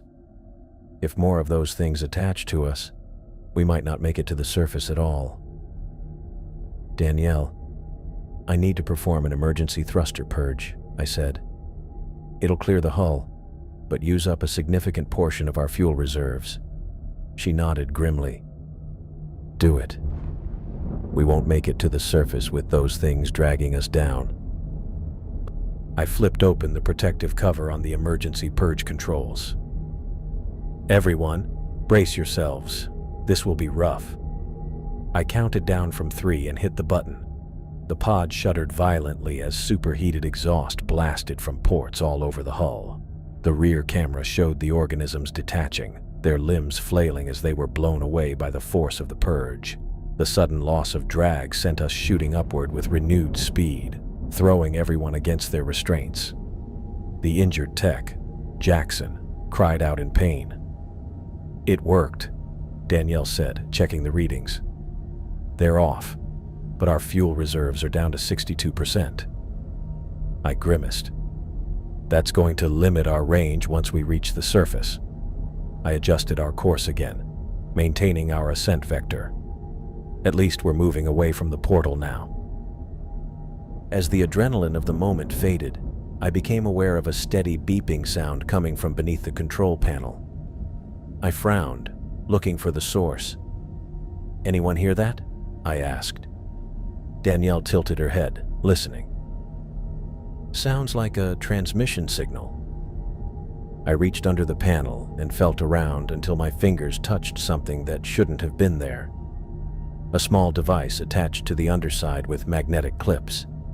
I carefully removed it and held it up. It's a tracking beacon, I said, examining the small black box with the OFC logo stamped on its side. Someone put a tracker in our pod. The atmosphere in the small cabin instantly tensed. Everyone looked at each other with suspicion. Who would... Danielle began, but stopped when Naomi stood up. I did, Naomi said quietly. Under company orders. All evacuation pods were equipped with them 6 months ago during routine maintenance. I stared at her, feeling betrayed. Why? Naomi looked down. In case of unauthorized use or containment breach. The company wanted to ensure they could locate and retrieve any personnel who might have been exposed to the technology. Exposed? Chen asked sharply. You mean contaminated? They're treating us like lab specimens. Naomi didn't deny it. I didn't know the full extent of what we were dealing with. None of us did. Just that the company considered it valuable enough to take extreme measures. I turned the tracker over in my hand. It was still actively transmitting our location and trajectory. So Oceanic Futures knows exactly where we are right now, I said. Naomi nodded. And they'll have response teams already mobilized. To rescue us? The third technician asked hopefully. Danielle shook her head. To contain us. We've seen too much. I thought about Simpson's willingness to sacrifice personnel, about the sabotaged pods, about the company's lies regarding Node 7's true purpose. My decision wasn't difficult. I'm disabling this, I said, prying open the tracker's casing with a tool from the emergency kit. Inside was a simple circuit board with a battery pack. I disconnected the power source, and the beeping stopped. There. Now we need to figure out our next move. The pod's communication system crackled to life with a burst of static. Anyone receiving? This is Schultz in Pod 2. Repeat, this is Christopher Schultz. Can anyone hear me? I grabbed the comm handset. Christopher, this is Travis in Pod 4. We read you. Thank God, Christopher's voice came through, sounding relieved but tense. "Listen carefully. We've just surfaced, and there are Oceanic Futures vessels already on site. They're not here for rescue." "What do you mean?" I asked, though I already knew the answer. "Their communications are unencrypted. I heard their orders clearly. They're instructed to retrieve all evacuation pods and secure all personnel. Anyone who resists is to be considered compromised and dealt with accordingly." A heavy silence fell over our pod. The injured tech, Jackson, spoke up for the first time since the launch. "Dealt with?" he asked weakly. "What does that mean?" No one answered. We didn't need to. "What's your position, Christopher?" I asked. "We're about 5 kilometers northeast of the designated extraction point, currently maintaining distance from company vessels. Our pod took damage during launch. We're taking on water slowly, but should stay afloat for a few hours. What about you?" I checked our navigation system. Still submerged, but we'll surface in approximately 12 minutes at current ascent rate. We disabled the tracking beacon in our pod. "Smart move," Christopher replied. "They're using the beacons to locate the pods. I disabled ours too, but not before they got a fix on our position." I pulled up the digital chart on the navigation console, scanning for options. "There's a decommissioned research platform about 80 kilometers east of our position," I said. "Platform 17B. It was used for climate research before the funding was cut. Should be abandoned now." Danielle leaned over to look at the chart. "That's outside our standard operational area. The company might not think to look there immediately." I did some quick calculations. With our remaining fuel and oxygen levels, we can make it there with about 19 hours of breathable air to spare. "That's cutting it close," Naomi said. "Better than the alternative," I replied. I turned back to the comm. "Christopher, did you copy that? Platform 17B, 80 kilometers east." "Copy that," he confirmed. "We'll try to make it there if we can keep this pod floating. Be careful on surfacing. They're using drones for aerial surveillance." "Understood. We'll maintain radio silence after surfacing unless emergency. Good luck." "You too. Schultz out." The comm went silent. I adjusted our heading, programming the new coordinates into the navigation system. The pod responded sluggishly, its engines straining after the emergency purge had depleted so much of our fuel. As we continued our ascent, I checked the rear camera one last time. The portal was still visible in the distance, its swirling energy now stabilized into a more defined shape. As I watched, something began to emerge from its center, a dark mass that gradually took form. "What is that?" Danielle whispered, looking over my shoulder at the monitor. We all stared as the shape continued to materialize. Massive, with strange geometries that seemed to shift and change as it moved. It wasn't a vehicle or a machine, at least not like anything built by human hands. It moved with purpose, propelling itself through the water toward the ruins of Node 7. "That doesn't belong in our world," Naomi said softly. I couldn't argue with her assessment. Whatever had just come through that portal, it was clear we had only seen the beginning of whatever oceanic futures had awakened on the ocean floor. The dark mass that emerged from the portal grew larger in our rear camera feed until it filled the entire screen. None of us spoke as we watched it take shape.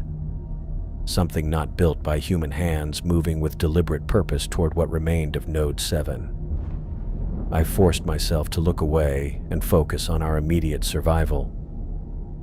"Approaching surface in 30 seconds, I announced, gripping the manual controls tighter as our pod rocked from side to side. The ascent had been rough, with failing stabilizers and compromised hull integrity from our emergency purge. The depth gauge counted down the final meters until we broke through. Sunlight flooded the viewport as we breached the surface, bobbing violently in the open ocean. I activated the emergency flotation system, and the pod steadied somewhat as external airbags deployed. Navigation showing platform 17B about 12 kilometers east, Danielle said, checking the console. Pod's thrusters are at 41% capacity. Should be enough, I said, though I wasn't entirely convinced. The warning lights flashing across my control panel told a different story. Everyone stay secured. This ride's going to get bumpy. I engaged the surface thrusters, and the pod lurched forward, skimming across the water. The damaged stabilizers made it pitch and yaw unpredictably. Jackson groaned from the bench seat behind us as we bounced over a wave. "How's he doing?" I asked, not taking my eyes off the controls. "Still conscious," Naomi answered, "but we need to get him proper medical attention soon." The journey to platform 17B took nearly 40 minutes. Each minute stretched longer than the last, as warning indicators continued to multiply across my console. When the decommissioned research platform finally appeared on the horizon, I nearly sagged with relief. "There it is," I said, pointing through the viewport at the rusted structure rising from the ocean. "Looks abandoned, just like the database said." As we drew closer, I spotted another pod already docked at the platform's lower access port. "Looks like Christopher made it." I maneuvered our damaged pod alongside the platform's landing dock, wincing at the screech of metal as we bumped against it. The docking clamps engaged with a shuddering clank that reverberated through the pod's hull.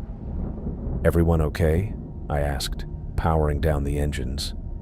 Nods and murmured affirmatives came from the others as they unbuckled their harnesses. I helped Danielle unseal the hatch, and salt air rushed in, a welcome change from the pod's increasingly stale atmosphere. Christopher Schultz was waiting for us on the dock with two of his engineers. His face was grim, but he managed a nod of acknowledgement as we climbed out. "Glad you made it," he said. "We've been here about 20 minutes. Place is deserted, just as expected." "How many got out with you?" I asked, helping Jackson through the hatch. The technician's face was pale, and he leaned heavily on my shoulder. "7 of us total," Christopher answered. 3 more pods launched, but we lost contact during ascent. "Simpson?" Danielle asked. Christopher shook his head. "No sign of him. Last I saw, he was still in auxiliary control." We made our way up a series of metal staircases to the platform's main level. The structure had clearly been abandoned for years. Rust coated most surfaces, and salt residue crusted the windows. But the basic infrastructure remained intact. "We need to establish a temporary base," I said, surveying the main operations room. "Check what systems are still operational, see if we can get communications working." "Already on it," Christopher replied. "Power systems are offline, but the emergency generators still have fuel. Ramirez and Chen are working on getting them running." For the next hour, we worked to make the platform habitable. I helped Christopher's team restore power to the main sections, while Naomi tended to Jackson's injuries, using a first aid kit we'd found in a storage locker. Danielle took charge of communications, trying to establish contact with the mainland. I was checking the water purification system when Danielle called me over to the communication station. "Something's wrong," she said, adjusting dials on the outdated equipment. "I can't get through on any frequency." I looked over her shoulder at the equipment. "Could be damage to the antenna?" "No," she said, shaking her head. "I'm getting signals, just not connecting to any channels. It's like..." She paused, recalibrating the receiver. "It's like we're being jammed." "Jammed?" I frowned. "By who?" "Who do you think?" She met my eyes. "Oceanic Futures wouldn't want anyone talking about what happened down there." The implications sank in. We weren't just stranded. We were being deliberately isolated. "Let me see what I can do," I said, examining the old communications array. This equipment is outdated, but that might work to our advantage. Modern jamming systems might not be calibrated for older tech. Naomi joined us, having stabilized Jackson as best she could. If we boost the signal strength, we might be able to punch through the interference. We spent the next few hours working on the communication system, connecting parts from our pod's transmitter to the platform's older equipment. It was makeshift and unstable, but it might work. "Try it now," I told Danielle after connecting the final cable. She activated the system, and the monitor flickered to life, showing a scrambled but partially readable radar display. "I'm getting something," she said, adjusting the controls. "Not clear enough for voice communication, but I can see vessels, multiple vessels, converging on our position." I leaned in closer, watching the blips on the screen. "How far out?" "Based on this reading, maybe 2 hours away. Coming from the northwest." "Company vessels," I said, the realization settling in my gut like a stone. "They're coming for us." Naomi bit her lip. "We need to see what's happening at Node 7, if that portal is still active." "The observation deck," Christopher said from the doorway. He'd been listening silently. "This platform was used for deep-sea research. There should be equipment we can use." We followed him up another flight of stairs to a domed room at the top of the platform. Banks of monitoring equipment lined the walls, most of it covered in dust. "This hasn't been used in years," Christopher said, brushing off a control panel. "But the basics should still work if we have power." I helped him connect the power cables while Danielle and Naomi cleared dust from the screens. After several failed attempts, the main observation system hummed to life. "It works," Christopher said, unable to hide his surprise. "These old systems were built to last." "Can you aim it toward Node 7's coordinates?" I asked. He nodded, inputting the coordinates we all knew by heart. The main screen showed static at first, then gradually resolved into a grainy but visible image of the ocean surface nearly 80 kilometers away. What I saw made my blood run cold. The surface of the ocean was wrong. Where Node 7 had stood on the ocean floor, the water now swirled in an unnatural pattern, creating a massive whirlpool several kilometers across. But it wasn't just the water that was disturbing. Rising from the center of the whirlpool were structures. Massive technological structures that defied human architecture, with angles and surfaces that seemed to shift as we watched. "My God," Naomi whispered beside me. "It's expanded." The structures rose hundreds of meters above the water's surface, glistening with an oily sheen that caught the sunlight in ways that hurt to look at. Around these towers, smaller objects moved with purpose, entities that weren't ships or submarines or any human craft I'd ever seen. "Zoom in on the western edge," Danielle said suddenly, pointing at something on the screen. Christopher adjusted the controls, and the image shifted, revealing several oceanic futures vessels at the perimeter of the phenomenon. As we watched, one of the ships was dragged toward the center of the whirlpool, its hull tipping up as it was pulled beneath the waves. "They're trying to contain it," Christopher said, "and failing." A sudden bang from below startled all of us, metal clanging against metal, followed by voices. "Someone's docked," Danielle said, her hand moving to the sidearm she'd taken from security. We hurried back down to the main level, weapons ready. The platform's main door was open, and standing in the entrance, leaning heavily against the frame, was Director Curtis Simpson. Blood soaked his right side, and his face was ashen. But in his hand was a company-issue handgun, pointed unsteadily in our direction. "No one move," he gasped, stepping forward and wincing with the effort. Behind him, I could see a small corporate shuttle docked at the platform's auxiliary port. "How did you survive?" I asked, keeping my voice level. despite the shock of seeing him. "Escape pod," he said. "Manual launch tube in my office. Perks of being director." His laugh turned into a cough that spattered blood on his chin. "Where is it? The research data?" Naomi stepped forward slightly. "Curtis, you need medical attention." "The data first," he insisted, waving the gun for emphasis. "All of it. The company needs to know what we're dealing with." "What you're dealing with?" I couldn't keep the anger from my voice. "You knew what was down there. You built Node 7 to activate it." Simpson's eyes narrowed. "We didn't know what would happen. Not exactly. But you knew enough," I pressed. "You knew it wasn't just energy signatures. You knew you were activating something ancient. A gateway system," he admitted, slumping against the wall but keeping his gun trained on us. "The most advanced technology ever discovered. Clean energy beyond anything we could imagine." "And you lost control of it," I said. Simpson's face twisted in what might have been a smile. "We never had control. That was the mistake. We thought we were harnessing it, but we were just waking it up." He looked at Naomi. "The data. Now." Before Naomi could respond, the entire platform shuddered violently. Equipment crashed to the floor and the lights flickered. It felt different from the tremors at Node 7, more like something had struck the platform itself. "What was that?" Christopher asked, grabbing a console to steady himself. Another shudder ran through the platform, stronger than the first.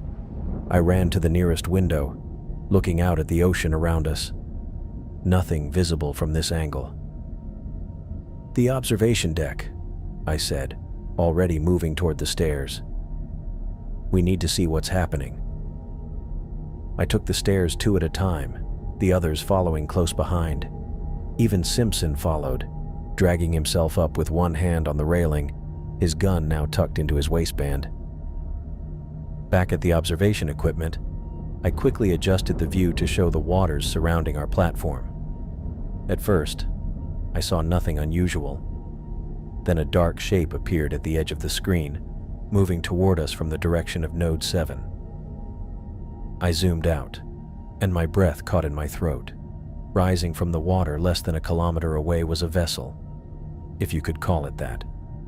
It was massive, easily the size of an aircraft carrier, but with a design that defied human engineering. Its hull was black and seemed to absorb light rather than reflect it. The shape was vaguely reminiscent of a manta ray, but with protrusions and appendages that served unknown purposes. As it breached the surface, water cascaded from its hull in sheets. The platform shuddered again as the displacement waves hit our structure. "That's not one of ours," Simpson whispered, all pretense of authority gone from his voice. As we watched, sections of the vessel's hull slid open and smaller craft emerged, each about the size of a helicopter, but with no visible rotors or propulsion systems. They moved through the air in a way that seemed to defy physics, changing direction instantly without any apparent momentum. "They're heading this way," Danielle said, her voice steady despite the situation. I turned to look at Simpson, who had gone even paler.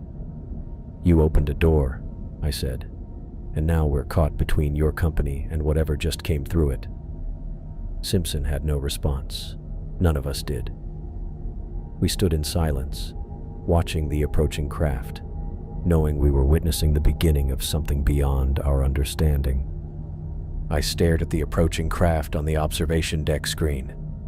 It moved in ways no human vessel could, cutting through the water at impossible angles, defying any physics I understood. "We need to get somewhere more secure," I said, tearing my eyes from the screen. "Now." Everyone stood frozen for a second, then jumped into action. Danielle grabbed a radio from the desk, while Christopher helped the injured Jackson to his feet. Simpson still had his gun, but it hung limply at his side as he stared at the screen, his face pale and drawn. Where? Naomi asked, already gathering the data drives. I thought fast. The platform was decades old, built when companies worried about industrial espionage and sabotage. Central operations, core of the platform. These old research stations were built with security in mind. We moved quickly down the metal stairs, the platform groaning around us. Simpson stumbled behind, keeping distance between himself and the rest of us. Smart move on his part. Nobody felt particularly protective of the man who'd left people to die. There. Christopher pointed to a reinforced door marked Central Operations, Authorized Personnel Only, at the end of a narrow corridor. The door was heavy steel, with an electronic lock that had long since died. Christopher and I put our shoulders against it and pushed. It gave way with a screech of rusted metal, opening into a circular room filled with outdated equipment and dust-covered consoles. "Help me," I called to the others as we started pushing filing cabinets and heavy metal desks against the door. We worked fast, piling anything we could find to create a barrier. "What about the other access points?" Danielle asked, already checking the room's perimeter. "There." Naomi pointed to a maintenance hatch in the floor and another in the ceiling. We secured those too, using chains and locks we found in storage lockers. With our makeshift fortress secured, I took stock of our situation. 13 of us had made it to the platform. Me, Danielle, Christopher, Naomi, Simpson, Jackson with his head injury, and 7 other crew members from Node 7. Everyone looked exhausted and scared. "We've bought some time," I said, trying to sound more confident than I felt. "But we need a way off this platform." "The pods are damaged," Christopher said. "Mine barely made it here." "What about the platform itself?" I asked. "These old stations always had emergency protocols." Christopher nodded. "I'll check the schematics." He moved to a dusty terminal and started wiping screens clean. While he worked, I heard the first sounds of company boats docking. Metal clanged against metal, and voices carried through the platform's skeleton. "They're here," Danielle said, her voice low. A distant boom shook the platform. Not the company, something else. The alien craft must have reached us too. We were caught in the middle of whatever was happening. Christopher called me over. "Look at this," he said, pointing to a schematic on the screen. Platform 17B was an executive research station. They built in an escape system. I leaned closer. "A submarine?" "Small emergency vessel, docked underneath the platform. Access point is..." He traced a line on the diagram. "2 levels down, through the maintenance shaft." Hope flickered. A way out. I turned to the others. "We've found our exit strategy." A loud bang against our barricaded door made everyone jump. Metal scraped against metal as something tried to force its way in. "Company or visitors?" one of the techs asked. "Does it matter?" I replied. "Neither one's friendly." "We need to hold them off while we get that sub ready," Danielle said, already moving to reinforce our barrier. I nodded. "Christopher, you and Danielle coordinate defense. Keep them out as long as possible." I turned to Naomi. "You and I need to finish what we started with those signals." "What are you talking about?" Simpson demanded, finding his voice again. "The alien technology responds to specific signals," I explained. "At Node 7, the company was sending activation pulses, but there might be other commands we can send." "Like what?" Simpson asked. "Like go away," I said. "Or better yet, shut down." Naomi and I set up at a workstation in the corner, connecting equipment salvaged from our pod to the platform's old systems. The platform shook again, more violently this time. Dust rained from the ceiling. "They're trying to cut through the outer hull," Christopher reported from another monitor. "Which they?" someone asked. "Both," he replied grimly. I focused on our work. Naomi had downloaded data about the energy signatures from Node 7, and we were trying to make sense of the patterns. The banging at our door grew more insistent. Someone or something really wanted in. "Look at this," Naomi said after 20 minutes of work. She pointed to a repeating sequence in the data. The energy pulses from the fissure followed this pattern before the portal fully opened. I studied it.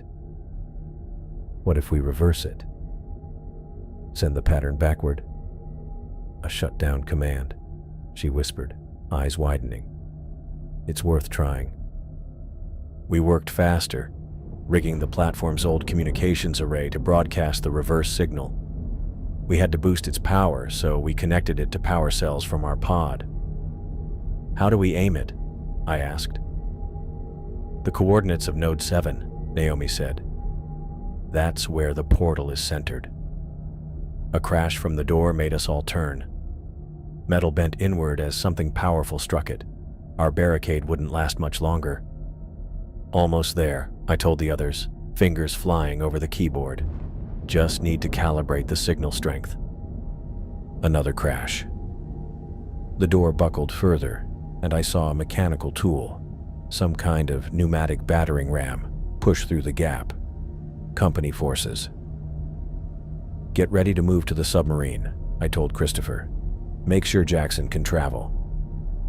The signal was almost configured when Simpson lunged toward our workstation.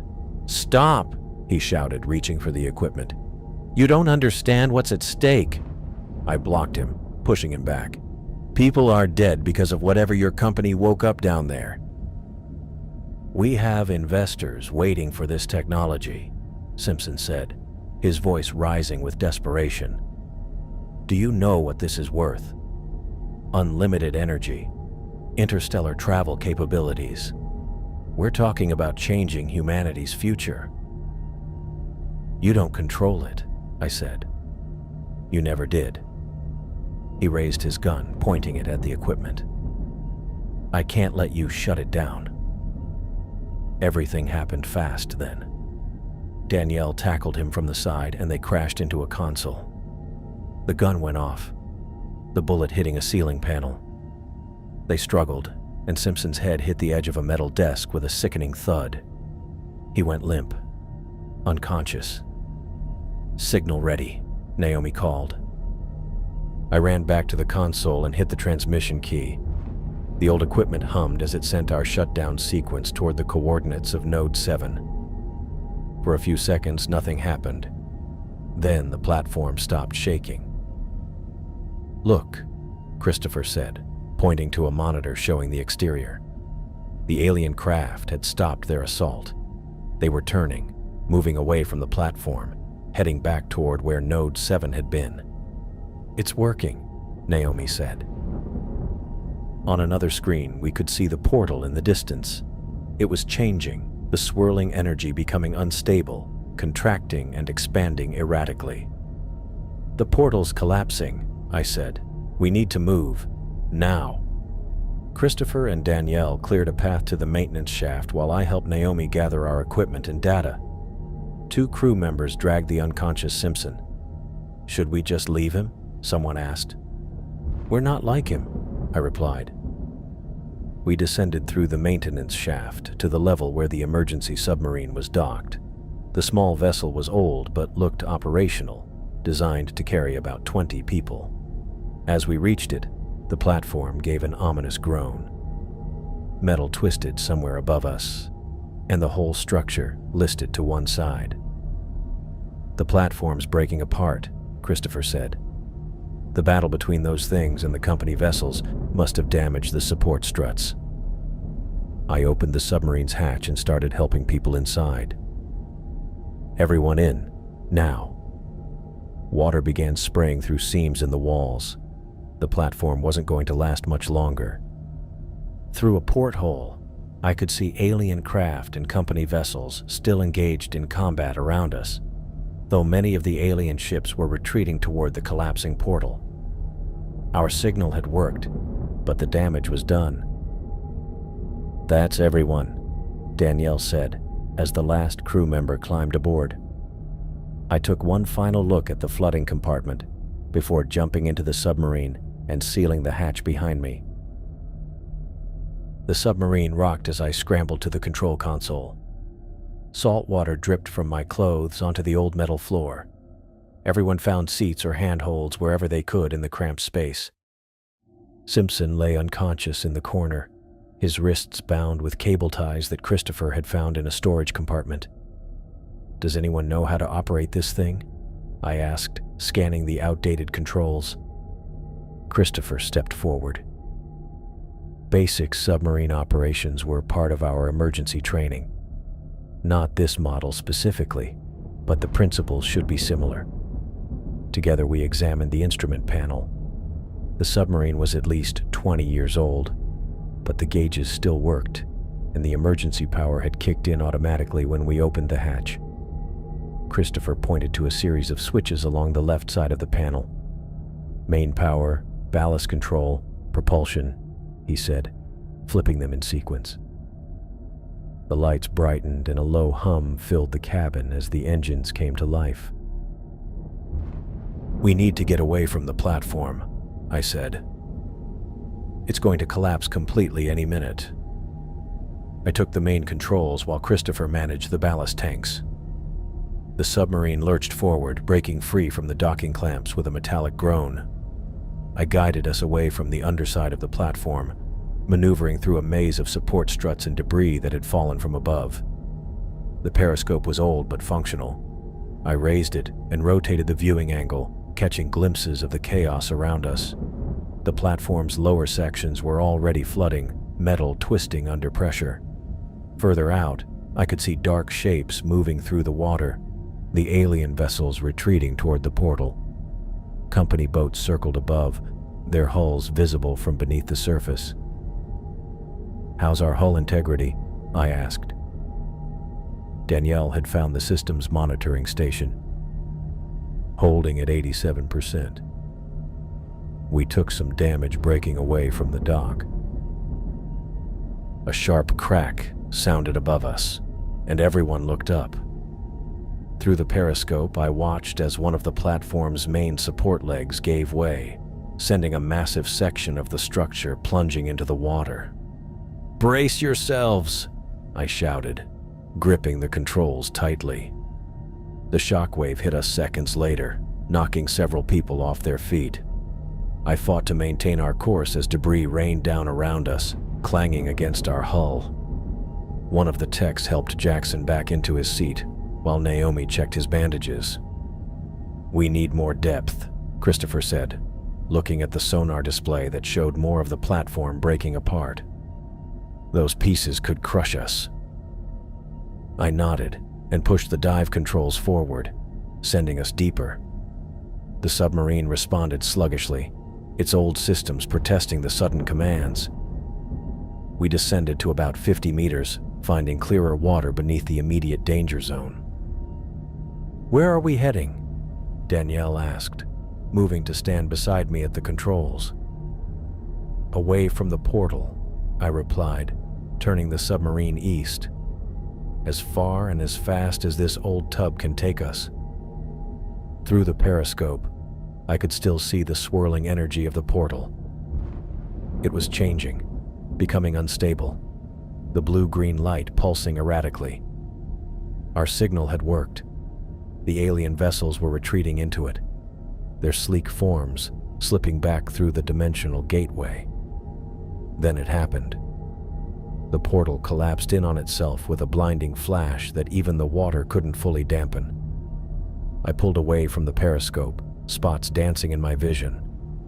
A second later, an underwater shockwave more powerful than anything I'd felt before slammed into us. The submarine rolled violently, throwing everyone against walls and equipment. Warning lights flashed across the control panel.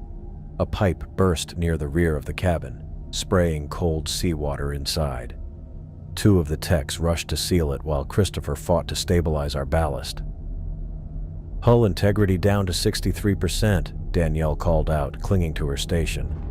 "We've lost power to the starboard thrusters." "Can we surface?" I asked Christopher, who was frantically working the ballast controls. "Maybe, but we need to get farther away first. That shockwave will have secondary effects, currents, debris clouds. If we surface too close, we could get pulled back in." I nodded and pushed the remaining functional thrusters to their limits. The submarine vibrated around us, straining against the turbulent water. Through the periscope, I could see the water was filled with swirling silt and debris, reducing visibility to almost nothing. I had to navigate by instruments alone. For 20 tense minutes, we continued moving away from the implosion site. The submarine's damaged systems protested the whole way, with new warning lights joining the already crowded display. Water continued to seep in from small breaches, and 2 of our crew worked constantly to pump it out and patch the leaks. "I think we're clear of the worst currents," Christopher said, studying the sonar. "We should attempt to surface while we still have power." I agreed, and began the surfacing procedure. The submarine angled upward, rising slowly through the water column. The depth gauge counted down. 40 meters, 30 meters, 20 meters. "Brace for surface breach," I announced as we approached the final meters. The submarine broke through with a jarring impact, rocking wildly in the open ocean swells. Daylight streamed through the periscope, and I adjusted it to get a full view of our surroundings. The sea behind us was a maelstrom, churning violently where Node 7 and Platform 17B had once stood. A massive whirlpool had formed, dragging down floating debris from the platform. The Oceanic Futures vessels had pulled back to a safe distance, their lights visible on the horizon. But they weren't alone anymore. "We've got company," I said, continuing to scan the perimeter. "Military vessels. Looks like Navy and Coast Guard, and some unmarked ships that are probably government agencies." Naomi stood up, steadying herself against the rocking motion. "They'll be looking for survivors and evidence." That reminded me of our precious cargo. I moved to where Naomi had stashed her data drives and Danielle's evidence against Oceanic Futures. The waterproof cases had protected them through our escape. "We need to secure these," I said, checking that all the drives were intact. "If the company gets hold of them first, everything gets buried." Danielle joined me, her face grim. "We should make copies. Distribute them among everyone here." I nodded. "Good idea. Anyone who has a personal device, bring it over." While several crew members dug out phones and tablets from pockets and waterproof pouches, a groan from the corner signaled that Simpson was regaining consciousness. He blinked slowly, looking around the submarine with confusion before his eyes focused and hardened. "You've destroyed everything," he said, his voice raspy.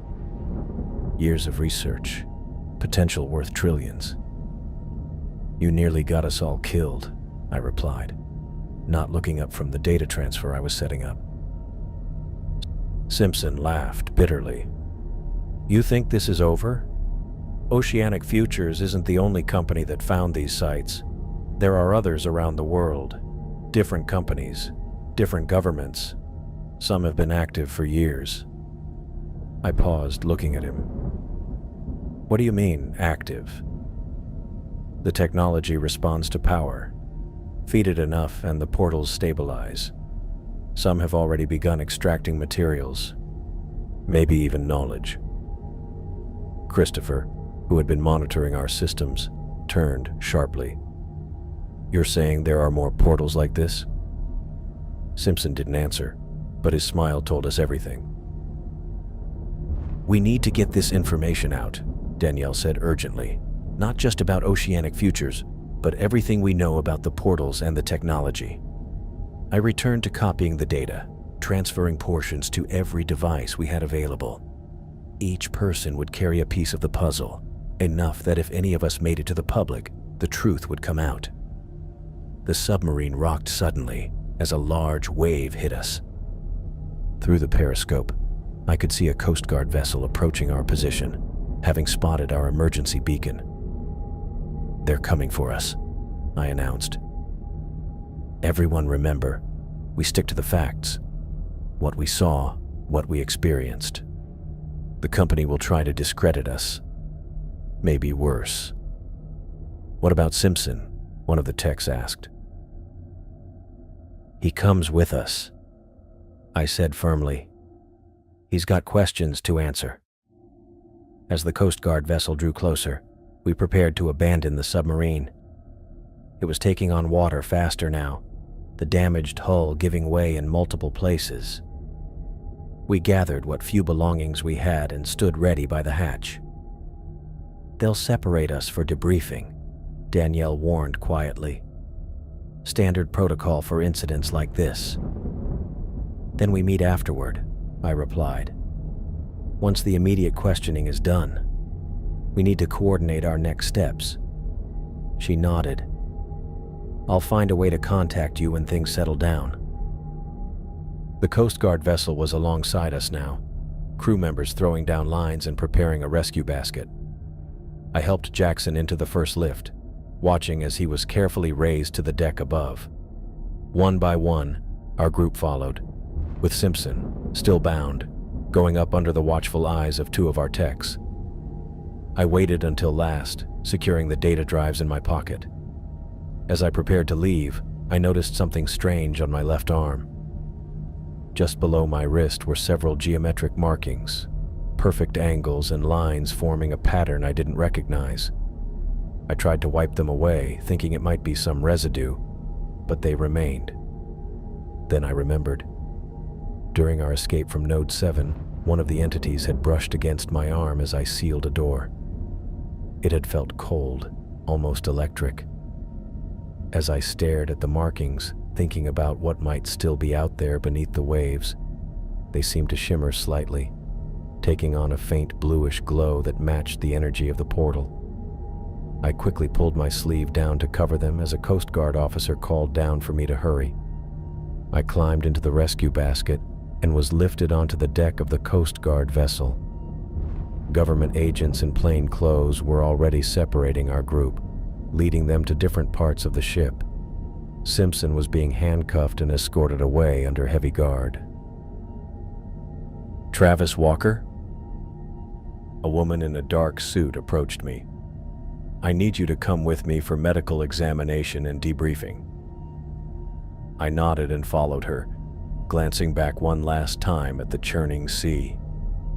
Danielle caught my eye from across the deck and gave me a small nod before being led away. I turned and walked toward wherever they were taking me, feeling the strange markings on my arm pulse with warmth against my skin.